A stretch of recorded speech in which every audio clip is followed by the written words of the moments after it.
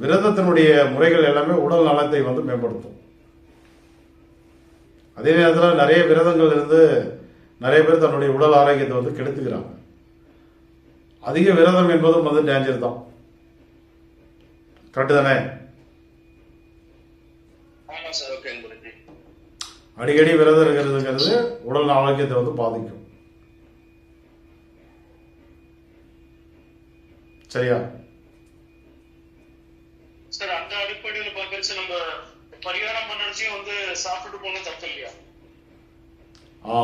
ஆக்சுவலா அது வந்து என்னன்னா, இப்ப நீங்க வந்து விரதம் இருந்து போகணும் அப்படின்ற கான்செப்ட் வந்து கிடையாது. அது ஆக்சுவலா வந்து ஒரு கோவிலுக்குள்ளார போகும்போது வயிறு நிறைய சாப்பிட்டு போகக்கூடாது. கண்டிப்பா ஒரு 1/4 வயிறு சாப்பிடலாம், 1/2 வயிறு சாப்பிடலாம், அல்லது ஒரு பழ ஜூஸ், இளநீ, ஒரு டீ, காஃபி அந்த மாதிரி சாப்பிட்டு கூட போகலாம். சாப்பிடாம கூட போகலாம், தப்பு கிடையாது. ஆனால் வந்து கோவிலுக்குள்ளார நீங்கள் வந்து நுழையும் போது அதுலேருந்து வெளியில் வர வரையும் உங்களுடைய வயிறு வந்து 1/2 வயிறுக்கு கம்மியாக தான் அதில் இருக்கணுமே ஒழிய அதுக்கு மேலே வந்து இருக்கக்கூடாது.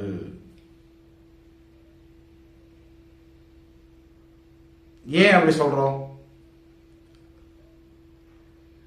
முழு வயிறு நல்லா சாப்பிட்டீங்க அப்படின்னாக்கா உங்களுடைய சிந்தனை, செயல், உடலினுடைய இயக்கம் எல்லாமே வந்து ஜீரணத்துக்கு வந்து போயிடும்.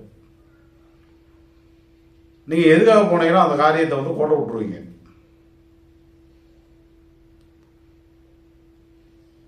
வயிறு நிறைய தின்னா அப்புறம் வந்து தூக்கம் தான் வரும், புத்தி மங்கி போயிடும். கரெக்டா இல்லையா?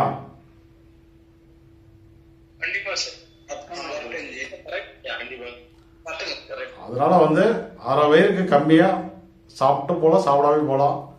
கோயில்ல இருந்து வெளியில வந்தவங்க சாப்பிட்டுக்கலாம் நீங்க. சரிதானே? Okay Guruji. Right sir, right.